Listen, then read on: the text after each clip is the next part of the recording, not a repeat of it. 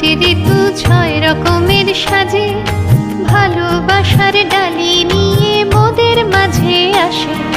গ্রীষ্মের পর বর্ষা আসে, শরৎ এসে মুচকি হাসে, হেমন্ত শীত বিদায় নিলে বসন্ত গায় গান। 12 মাসে 6টি ঋতু জোড়ায় মোদের প্রাণ।